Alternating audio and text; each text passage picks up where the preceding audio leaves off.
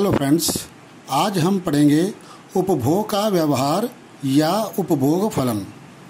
तो शुरू करते हैं वीडियो उपभोग फलन के साथ।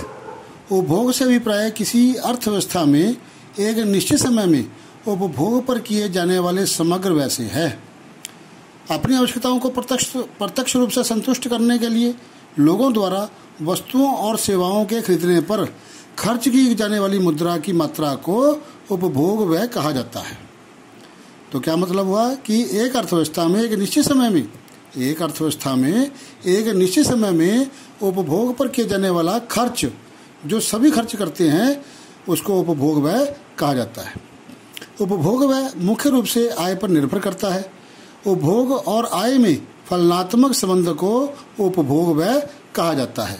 अतः आय और उपभोग में धनात्मक संबंध पाया जाता है, मतलब पॉजिटिव रिलेशन पाया जाता है। केंद्रीय दृष्टिकोण के अनुसार उपभोग व आय के संबंध को निम्न रेखाचित्र के द्वारा दिखाया जा सकता है। आपके स्क्रीन पर एक रेखाचित्र दिया गया है।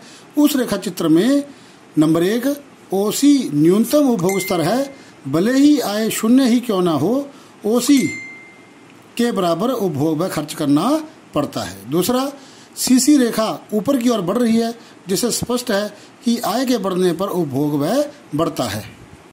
अब आता है तीसरा बिंदु क्यू पर उपभोग व्यय आय के बराबर है।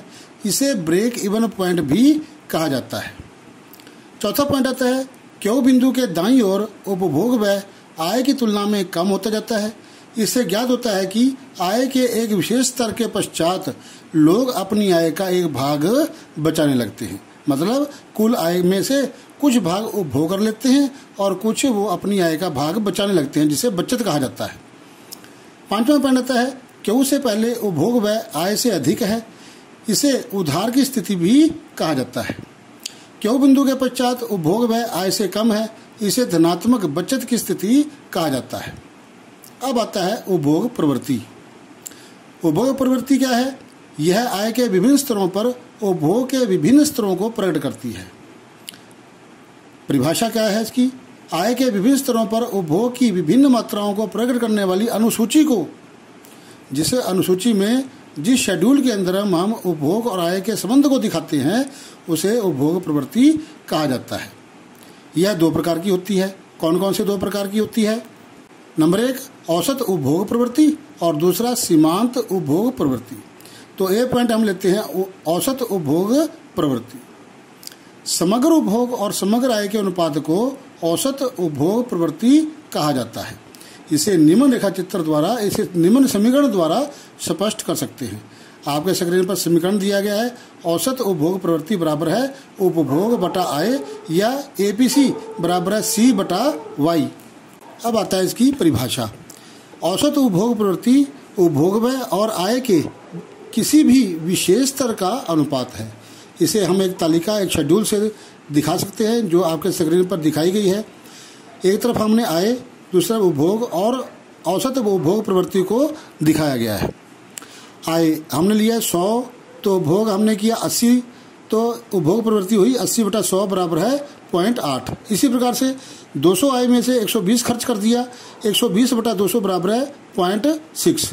इस प्रकार से हमने देखा कि जैसे जैसे हम आय बढ़ती जाती है, उपभोग प्रवृत्ति भी उसी अनुपात की ओर जाती है।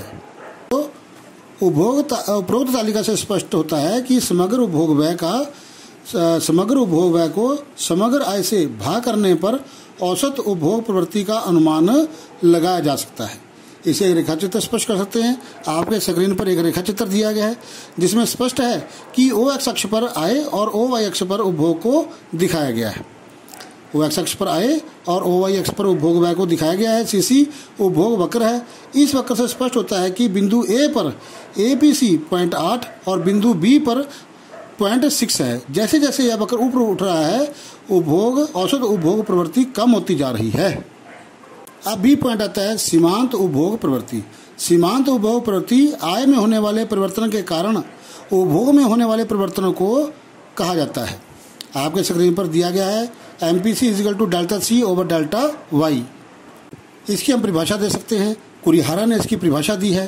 सीमांत उपभोग प्रवृत्ति उपभोग में होने वाले परिवर्तन तथा आय में होने वाले परिवर्तन का अनुपात है। इसे हम एक तालिका से स्पष्ट कर सकते हैं। आपके स्क्रीन पर एक तालिका दी गई है जिसमें एक और आय करोड़ में, आय में उपभोग में परिवर्तन और सीमांत उपभोग प्रवृत्ति को दिखाया गया है। जब आय 100 थी, आय में परिवर्तन कुछ नहीं हुआ, लोगों ने उपभोग 80 किया, उपभोग में परिवर्तन कुछ नहीं हुआ, तो सीमांत उपभोग प्रवृत्ति भी नील रही। दूसरा, 200 रुपये जब आय हुई तो 100 आय में परिवर्तन हो गया, 100 से 200 बन गई। उपभोग में लोगों ने उपभोग 120 रुपये का किया, तो 40 रुपये उपभोग में परिवर्तन हुआ, 40/100 = 0.4। इसी बार से अगर 300 रुपये हो जाती है तो अब 100 आय में परिवर्तन हो गया, उपभोग में परिवर्तन 30 हुआ, ठीक है, तो सीमांत उपभोग प्रवृत्ति क्या हुई, 30/100 = 0.3। इसे हम एक रेखा चित्र स्पष्ट कर सकते हैं। आपके स्क्रीन पर एक रेखा चित्र दिया गया है जिसमें उपरोक्त रेखा चित्र में सीसी उपभोग वक्र है। इस वक्र के बिंदु ए की सीमांत उपभोग प्रवृत्ति 40/100 = 0.4 होगी। सीमांत उपभोग प्रवृत्ति 0 से अधिक या कम हो सकती है। अब हम पढ़ेंगे बचत प्रवृत्ति। बचत प्रवृत्ति आय के विभिन्न स्तरों पर बचत और आय का अनुपात है।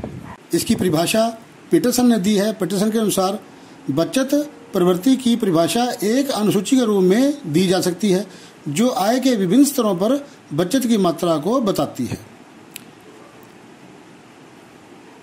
बचत प्रवृत्ति 2 प्रकार की हो सकती है, औसत बचत प्रवृत्ति और सीमांत बचत प्रवृत्ति। तो पहला है औसत बचत प्रवृत्ति। एक अर्थव्यवस्था के आय तथा रोजगार के दिए हुए स्तर पर समग्र बचत और समग्र आय का अनुपात है। इसकी परिभाषा NF कीजर ने दी है। उसके अनुसार औसत बचत प्रवृत्ति बचत और आय का अनुपात है।